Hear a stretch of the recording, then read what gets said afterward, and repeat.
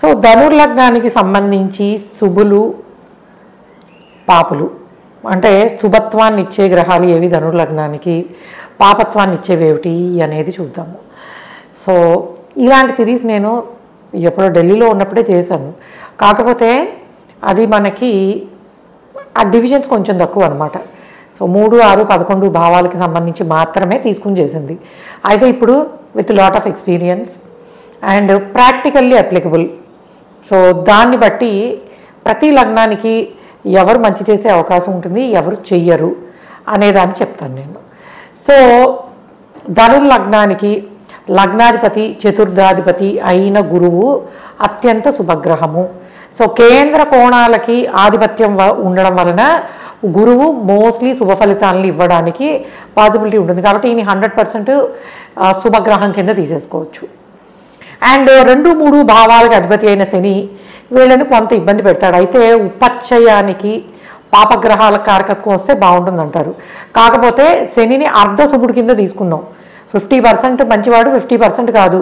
ఎందుకు? He's also a మార్కా planet, second lordship ఉంది, కానీ మనీ ఇచ్చే ప్లానెట్ కూడా. కానీ శనికి అలాంటి లార్డ్షిప్ వస్తే ఏమవుతుంది? స్లోగా ఇస్తాడు. కాబట్టి శాటర్న్ ఈజ్ 50% గుడ్, 50% కాదు.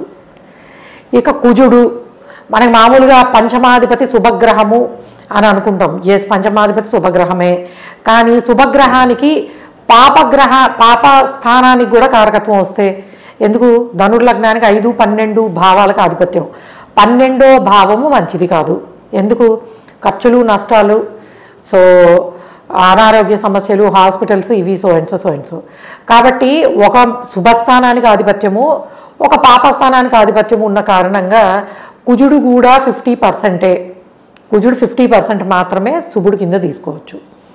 అండ్ 6, 11 భావాలకు ఆధిపత్యం ఉన్న ఈ శుక్రుని ఎలా తీసుకోవాలంటే శుక్రుణ్ణి కూడా, ఎందుకంటే మనకి ఈ ధనుర్లగ్నానికి లాభాధిపతి బాధకుడు కాదు, సప్తమాధిపతి బాధకుడు. సో కాబట్టి లాభస్థానానికి ఆధిపత్యం ఉండడం వల్ల ఫైనాన్షియల్ గెయిన్స్ అనేవి ఇస్తూ ఉంటాడు. 6వ భావానికి ఆధిపత్యం ఉండడం వల్ల గొడవలు, అనారోగ్య సమస్యలు ఇచ్చేది ఆయనే. కాబట్టి మనము శుక్రుణ్ణి కూడా 50% మంచివాడు, 50% నెగిటివ్, పాజిటివ్ 50, నెగిటివ్ 50 ఇచ్చే పాసిబిలిటీ ఉంటుంది. అండ్ అత్యంత నెగిటివ్ ప్లానెట్ ఏదైనా ఉంది అంటే అది బుధుడు. సో 7, 10 భావాలకి కేంద్రాధిపత్య దోషం పట్టి సో పాపి అవుతాడు. అంటే 100% నెగిటివ్ రిజల్ట్స్ని ఇవ్వడానికి పాసిబిలిటీ ఉన్నది బుధుడికి. అండ్ చంద్రుడు కూడా మంచివాడు కాదు, ఒక అష్టమాధిపత్యమే ఉంది కాబట్టి చంద్రుడు మంచివాడు కాదు, రవి మంచివాడు.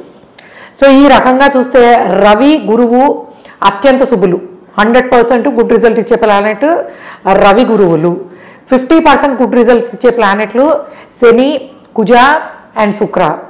అండ్ చంద్రుడు పాపి, బుధుడు పరమపాపి. సో కాబట్టి ఈ విధంగా ఏంటంటే ధనుర్లగ్నానికి వీళ్ళు శుభాశుభ ఫలితాలను ఇచ్చే అవకాశం ఉంటుంది. అయితే ఇది ఓన్లీ లార్డ్షిప్ని బట్టి చెప్పేది. అంటే ప్రతి లగ్నానికి, ప్రతి గ్రహానికి, 2 భావాలకి, రవిచంద్రులకి ఒక్కొక్క భావానికి ఆధిపత్యం వస్తుంది. సో ఆ ఆధిపత్యాన్ని బట్టి చెప్పేది. అయితే ప్లేస్మెంట్ ఆఫ్ ద ప్లానెట్ అనేది చాలా ఇంపార్టెంట్. సో జాతకంలో ఆ పర్టికులర్ ప్లానెట్ ఎక్కడ ప్లేస్ అయ్యి ఉంది అన్న దాన్ని బట్టి శుభ ఫలితాలు పెరగచ్చు, స్థానం బాగాలేకపోతే అశుభ ఫలితాలు పెరగచ్చు. సో కాకపోతే యాజ్ ఎ బ్రాడ్ డివిజన్ చేసినప్పుడు మనము ఈ విధంగా ధనుర్లగ్నానికి సంబంధించి శుభగ్రహాలని, పాపగ్రహాలని డివైడ్ చేసుకోవాల్సి ఉంటుంది. సో ఇది ధనుర్లగ్నానికి సంబంధించి. సో చాలా మంచి గ్రహాలంటే ఈ గురువు గారు, రవి, ఈ 2 కూడా ఎక్సలెంట్ రిజల్ట్ని ఇచ్చే ప్లానెట్స్. అండ్ కుజుడు వీళ్ళ గ్రూపే, రెడ్ గ్రూప్ అనమాట వీళ్ళందరూ. సో గురువు, రవి, కుజ. కాకపోతే ఏంటంటే కుజుడికి పూర్తి శుభ ఫలితాన్ని ఇచ్చే అవకాశం లేదు, ఆయన ఓన్లీ 50% ఇస్తాడు. సో ఇది ఈ డివిజను. అండ్ మీరు కూడా మీ ధనుర్లగ్నం అయితే కనుక ఎవరు మంచి చేస్తారు, ఎవరు చేయరు, కుజుడు లాంటి ప్లానెట్ని నేను మొత్తం మంచి అనుకున్నానే, అరే ఆయన సగం చెడు కూడా చేస్తాడు. ఎందుకంటే మనకి పంచమాధిపతి, భాగ్యాధిపతి అనగానే ఫిక్స్డ్ నిర్ణయాలు అంటే ఆ ఆలోచన విధానం ఉండిపోతుంది. కాకపోతే ఆస్ట్రాలజీలో శుభగ్రహానికి శుభస్థానం ఫలితం ఎలా ఇస్తుందో అశుభస్థాన ఫలితం కూడా గ్రహం అలానే ఇవ్వాలి. కాబట్టి ఏ గ్రహానికైనా శుభస్థానానికి, పాపస్థానానికి రెండిటికి ఆధిపత్యం వస్తే అప్పుడు శుభ ఫలితాలు సగము అశుభ ఫలితాలు సగం ఇచ్చే అవకాశం ఉంటుంది. అలా కాకుండా మనకి పాప ఫలితాన్ని ఇగ్నోర్ చేసేసి ఈయన శుభ ఫలితాన్ని ఇస్తాడంటే ప్రిడిక్షన్ రాంగ్ అవుతుంది. సో కాబట్టి కొత్తగా నేర్చుకుంటున్న వాళ్ళు అండ్ మీ రూల్స్ని 3, 6, 11 కాకుండా ఈ విధంగా మనము అంటే ఎక్స్పీరియన్స్ తోటి కొంతవరకు 12వ భావానికి అధిపతి మంచివాడు కాదు, లాభాధిపతి చాలాసార్లు మంచివాడే అవుతాడు, అందరికీ 11th లార్డ్ పాపి అవ్వక్కర్లేదు అనే విషయాన్ని తెలుసుకోండి. Okay guys, thanks for listening and please subscribe our channel MS Astrology. By.